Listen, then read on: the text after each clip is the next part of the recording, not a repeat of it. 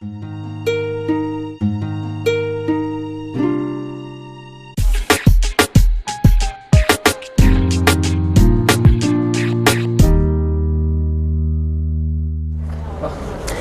pozdravljeni. Ponovno je teden naokoli, zato poglejmo, kje vse se je ustavila naša ekipa. Lepo pozdravljeni. Povzetek pričenjam z novinarsko konferenco, ki je bila namenjena 8. licitaciji vrednejših lesnih sortimentov v Sloveniji. Kakšne so bile priprave seveda na to licitacijo, katere države so dale ponudbo in kakšni so nenazadnje tudi trendi, pa nam je zaupal gospod Romelj, strokovni koordinator licitacije. Pa poglejmo, kaj v tej priložnosti povedal. Ja, to je že 8. licitacija vrednejšega lesa v Sloveniji. Na to licitacijo smo se tako kot vsako leto začeli že pripravljati v mesecu septembru, oktobru preteklega leta. Najprej smo začeli obveščati lastnike gozdov in tudi kupce. Dogovarjali smo se za prostor za izvedbo licitacije in tudi dogovori so potekali z Zavodom za gozdove Slovenije, vendar je bilo največ problemov na tem področju, kajti Zavod, kot vemo, je imel v zadnjih mesecih preteklega leta kar precej problemov, finančnih in tudi drugačnih, tako da mislim, da smo tam bili pravzaprav najmanj uspešni in je to tudi posledica, da smo pripeljali nekoliko manj hlodov na licitacijo kot v preteklih 3 letih. Pa vseeno, ko smo pričeli z dovozom lesa 2. januarja letošnjega leta, je na začetku kazalo slabo. Na koncu do 20. januarja pa smo uspeli pripeljati 1102 hloda v skupni izmeri 1170 kubičnih metrov in sicer od 239 lastnikov. Že pri samem dovozu smo opažali, da je kvaliteta dobra, mogoče najboljša do sedaj, kar pomeni, da lastniki že tudi dobro vejo, kaj na to licitacijo sodi, kaj se lahko dobro proda. Potem smo v času od 24. januarja pa do 3. februarja imeli termine za kupce. V tem obdobju so kupci si les ogledovali in oddajali ponudbe. Licitiranja se je udeležilo 24 kupcev in sicer 9 iz Avstrije, 8 iz Slovenije, 4 iz Nemčije in po 1 iz Hrvaške, Švice in Portugalske. Pogrešali smo letos kupca iz ZDA, menda je imel neke probleme, ne poslovne, ampak neke druge in se namerava v prihodnjih letih tudi udeležiti.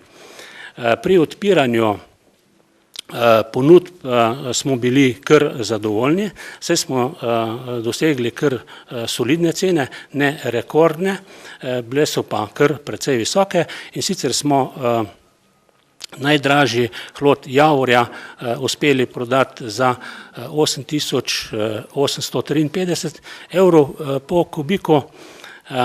In še en hlod, ki je malo zaostajal, za njim nekaj preko 8.500 evrov za kubični meter. Kot hlod je tudi bil najdražji javor in sicer ta, ki je po kubičnem metru dosegel drugo mesto, nekaj manj kot 10.700 evrov po kubiku. Zelo solidne cene smo dosegli tudi pri prodaji smreke, macesna, tako da smo v splošnem tudi za povprečno ceno doseženo na licitaciji kar zadovoljni. Kaj to pomeni, torej cene rastejo kljub neki gospodarski situaciji ali pa, recimo, da imamo neko primerjavo z preteklimi leti?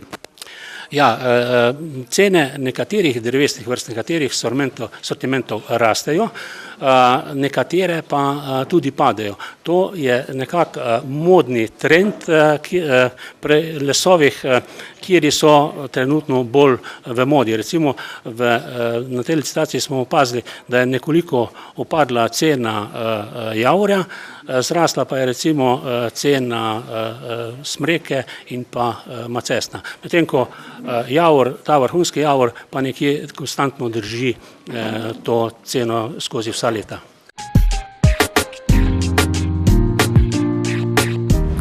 Ja, Slovenjgračani smo ponovno dokazali, da premoremo dobrodelnost. Radio Laser je namreč organiziral dobrodelno dražbo za pomoč Jaku. Pa poglejmo najprej, kaj je povedala organizatorka, gospodična Maja Homan. Torej, v tem tednu ste pripravili dobrodelno akcijo za pomoč Jaku. Kako ste se odločili za to potezo, odkot torej neka naveza in kdo je pravzaprav Jaka, ki vam je torej nalegnil na Laserju konkretno odprl srce? Gre pravzaprav za nenaden projekt, ni bilo sploh ne v kateri glavi, kako bi to sploh se začelo, ampak je ideja zrasla pri naši kolegici Maji Peruš, s pomočjo Jureta Stoparja sta nekako dobila idejo, da bi mi lahko Jaka tu pomagali. Jaka je fant s cerebralno paralizo, je sin kolegice in pravzaprav, ko smo slišali za te drage terapije, smo se odločili, da je potrebno nekaj narediti, ker gre za samoplačniške terapije, ki fantu pomagajo in se nam zdi korektno in prav, da nekaj naredimo na tem mestu. Glede na to, da imate torej dražbo, odzvalo se je kar nekaj podjetij, ne nazadnje tudi posameznikov. Ocenjujete, da je dobrodelnost torej prisotna na Koroškem, konkretno v Slovenjgradcu? Sama nisem bila prepričana, no zdajle pa vidim, da glede na mrežni marketing in vse ostale stvari, ki potegnejo zraven, tukaj bi omenila Facebook, da so stvari na pravem mestu, ljudje imajo široko srce in ko gre za otroka, bom rekla, da resnično verjamem v dobrodelnost in to je bilo tudi dokazano. Najlepša hvala, seveda želim uspešno dražbo, vsekakor pa bom v nadaljevanju tudi sporočila našim gledalkam in gledalcem, koliko ste zbrali na dražbi, torej držim pesti že v tem trenutku. Najlepša hvala, držimo pesti tudi mi.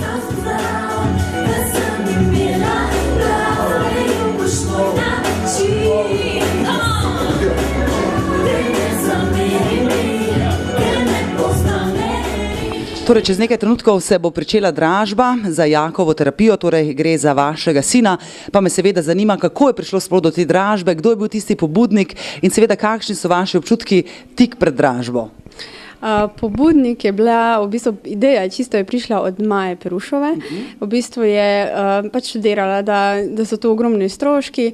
Ona je pol prosila Majo Homanovo, če se strinja, da Maja ima tako srce, da ja. V glavnem obe dve. To je čisto samo inicijativa v bistvu teh dveh mojih Maj. In lahko ocenjujete, da je dobrodelnost prisotna na Koroškem? Zdaj, kakor jaz vidim, v teh parih dneh absolutno je. Morda par besed za naše gledalke in gledalce konkretno o Jaki.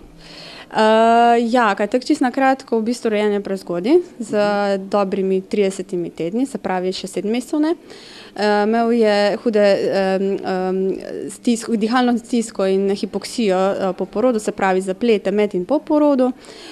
To je vodilo pol kasneje do cerebralne paralize, se pravi do motnje v gibanju, se pravi samo v motnjah gibanja se to opazi, se pravi, da ne more hoditi.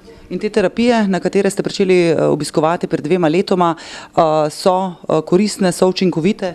Ja, v bistvu smo imeli že prej terapijo, vse privat, ker nič drugega ni zaleglo, potem pa smo tudi po naključju našli te terapije v Pesnici pri Mariboru in to je zdaj tisti zadetek v polno, ki Jakiju zelo pomaga.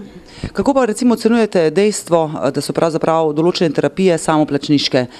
Da to na nek način torej zdravstvo kot tako, če govorimo malo iz nekega političnega aspekta, ne zagotavlja? V bistvu to je ful žalostno. To so otroci, ki so fleksibilni, ki se z njimi lahko da kaj narediti, pa to zdravstveno zavarovanje ne omogoča. Ampak so tu fizioterapevtke, ki so srčne, ki delajo na tem, ki tudi pomagajo recimo tistim, ki v bistvu tem otrokom želijo to dati, pa ne morejo. Tudi včasih naredijo zastonj kako terapijo, tudi to se zgodi. Same si srčno želijo, da bi zavarovalnica začela krito in daje neprestano prošnjo za to, ampak trenutno še ni prišlo na ta prava ušesa pri zavarovalnici. Torej, terapije približno na neki letni ravni stanejo več kot 5000 evrov. Ja, več kot 5000 evrov. To pomeni, recimo Jaka pride vsake 14 dni na vrsto za redne terapije, v bistvu vse skupaj stane 100 evrov, se pravi en obisk za 2 uri plus stroški prevoza, se pravi 2-krat na mesec plus 3-krat na leto, optimalno 1200 evrov za združene terapije, ki trajajo 3 tedne, 2 uri na dan. Se pravi, da vsak dan je treba otroka voziti v Maribor in z njim delati in se pravi vožnja sem in tja, on v Mariboru, v glavnem to je veliko stroškov. Če pa otroku to pomaga, pa hvala Bogu, bomo vse naredili za njega, da se da. Torej vsekakor želim, da boste danes na tej dobrodelni dražbi zbrali kar se da največ finančnih sredstev, da bo seveda Janka v bližnji prihodnosti lahko torej tudi hodil in počel seveda vse tisto, kar pač počno njegovi vrstniki. Ja, srčno želim, ja. Vidim, da je ogromno srčnih ljudi, ki v bistvu se ti usidrajo v dušo in recimo te presenetijo takrat, ko recimo ne pričakuješ niti tega. Hvala lepa. Prosim.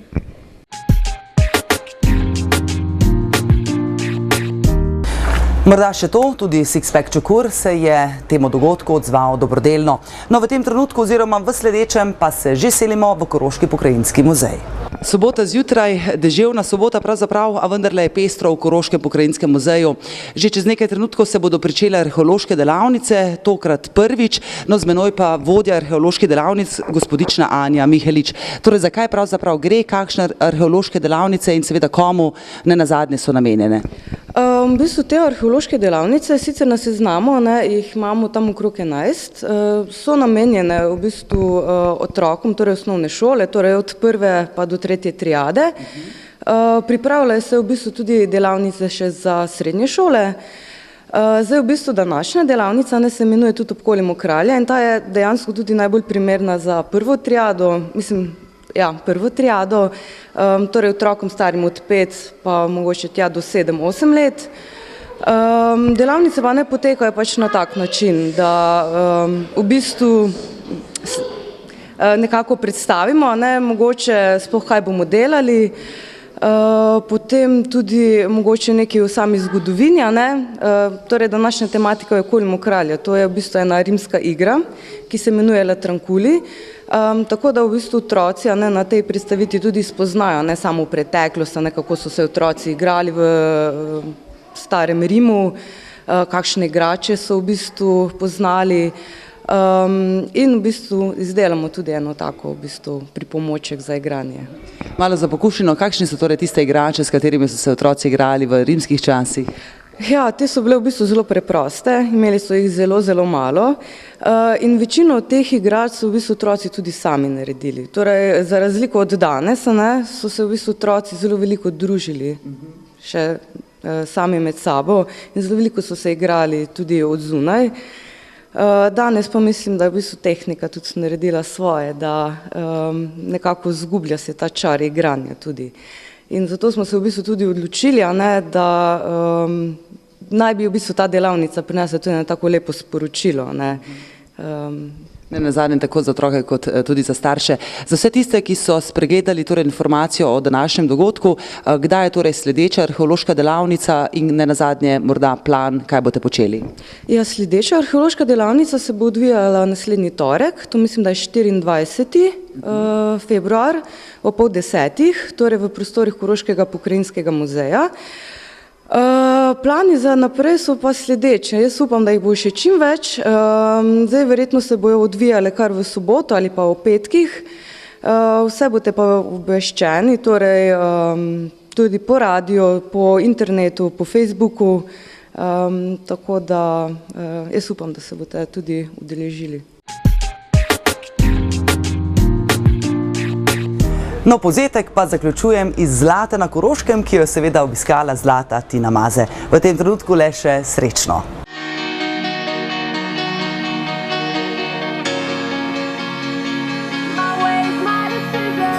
Sam pa gresi v srno, što se v črni ne sme. Zadeli ste v črno, saj kralj Matjaž naproti vam gre. Medvedi spile v črni, kje so krivi za vse. Zadeli ste v črno, saj levo desno ne gre. Rabčico vam bi rajši v srno, što se v črni ne sme. Žarjanski harmonikaši smo zmerzni, kakor cela Slovenija, Evropa pa cel svet. To smo mi, črna mali kraj, vendar ponosni na našo zlato Tino. Dajmo bobe.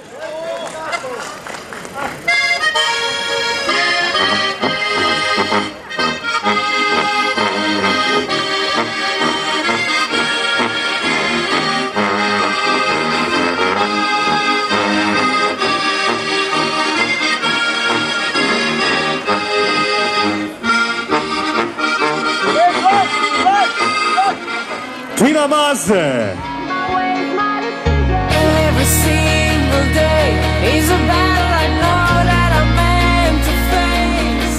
I'm on a trail I'm meant to blaze. Tomorrow before me.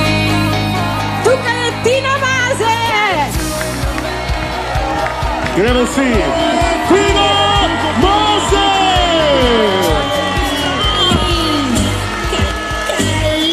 Tina je tukaj.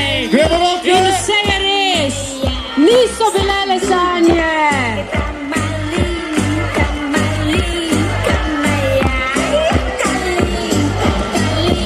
Ste kaj trenirali v Sočiju? Kalinko? Pred, da smo to vprašali, ta špilo na harmoniko doma, tako da smo jo trenirali, ja. In boš kaj pokazala? Ha? Ja, Kalinko, za plesati. Ne znam jaz to plesati, aj kak poseben ples, aj kak. A ni? Skoraj tako kan. Aha, ok, tisto bi šlo lažje, ne, to noge visoko, pa to. Tina, vse je res, tukaj si, 2 zlati medalji. Poglej, koliko rok, koliko src je dihalo zate. Pa ne samo teh, ki so danes tukaj, ampak tistih, ki so tudi v srcu s tabo. Prvič si rekla, da si gledala posnetke smuka, res? Ja, res je, ker nismo imeli cajta, stvari so se hitro odvijale, da nisem imela niti pogledati si cajt, ampak sem podoživljala tisto, kar je bilo tam, tako da zdaj dan sem res prvič videla to, kako sem pilala. Ampak seveda sporedno z ko da poje v Sočiju. Poglejmo še na ekrane. Živi nasi narodi, ki hrepeni dočaka dan, da kudr sonce hodi, prepiri sveta bo pregnan. Da rojak prost bo vsak, ne vrag le sosed bo mejak. Da rojak prost bo vsak, ne vrag le sosed bo, ne vrag le sosed bo mejak.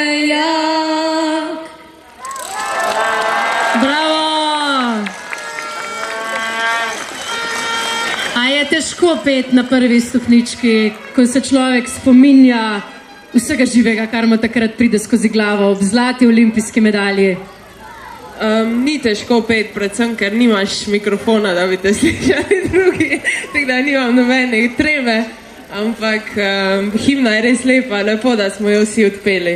Mislim, da ima prave besede in biti na prvi stopnički na olimpijadi je res nekaj posebnega. To so stvari, ki se ne dogajajo vsak dan in pravo težo opisati v besedah, mislim, da je zelo težko. Tako da ne bi izgubljala besed, kaj mi to pomeni in kaj smo naredili. Boš na stara leta tukaj v Črni si boš na takom gugalniku mislila, pa boš podoživljala vse te stvari, seveda bo že prej čas za to. Kaj te je še gnalo v Sočiju? Kakšni spomini so ostali na te tvoje sicer zadnje olimpijske igre? Ampak to zdaj v tem trenutku niti ni tako pomembno, da so bile zadnje, kaj ti bile so fantastične. Ja, rock and roll ni šel najboljš, ampak rock and roll je zdaj slalom, tam sem slišala enega gospoda. Občutki v Sočiju so bili izjemni, ker sem tja prišla s to veliko željo, da osvojim zlato medaljo, sigurno s tem velika odgovornost in velik pritisk in ko sem v smuku uspela imeti najboljši čas, nam je res padlo kamen od srca in smo se veselili tega neverjetno in potem druga je bila seveda lažje, ne vem, nekako lažje sprejeti, prva je bila le prva in ne vem, lepo je bilo, predvsem videti zdaj, ko sem imela malo časa spremljati, kaj se dogaja v Sloveniji, kako so se tam mali drli v šolah.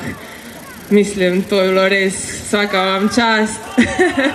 Pa vsem ostalim, ko ste spremljali to. Jaz sem kar brez besed, kako lahko en človek z svojim tistim, kar pač zna, se ne delam nič več od tega, delam to, kar znam, ampak kakšno velika stvar je to potem za vse druge tudi.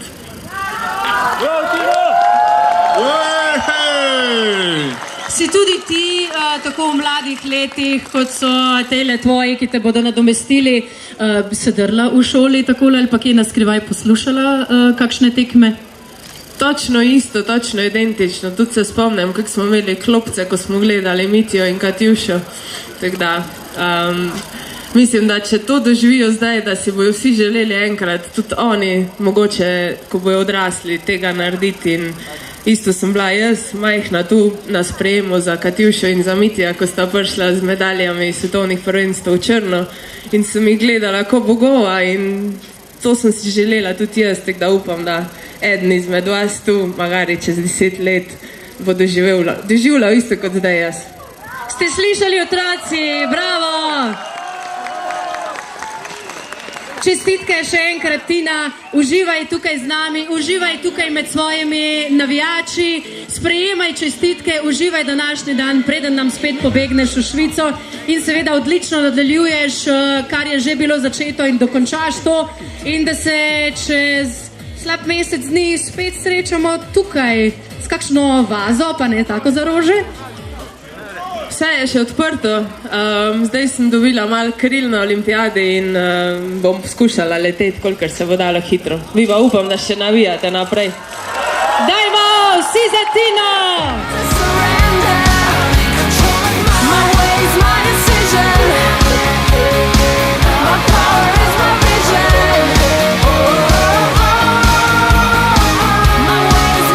Tako se bo moja srebrna navzela malo njene zlate. Imam pa, evo, s Tino se ne vidva velikrat in celo pot sem razmišljal, kako, na kakšen način ne ji čestitam. Hvala. Bravo. In edina stvar, ki mi je prišla na pamet, oziroma navdih sem dobil, ker sem zadnjič po televiziji poslušal Andrejo Masija, ki je rekel, Tina nas hoče vse ubiti. Jaz ne vem, ona je taka, bo zmeraj taka, je umetnica. In sem prišel v Slovenj Gradcu na bencinski črpalki, katere imena ne smemo omeniti zaradi konfliktov s sponzorji, na to, da ti na kratko napišem eno zelo kratko pesmico z naslovom Primorc in Korošica. Torej, Primorc in Korošica, srebro in zlato niso več sanje, srebro in zlato so naša pravica. Čakali smo jo, od kralja Matjaža pa vse do dan danes, da iz srebrnih želja zraste žlahtna resnica. Iz srebra v zlato, iz zlata v nebo. Bogu hvala zate in tebi za vse, naša zlata kraljica!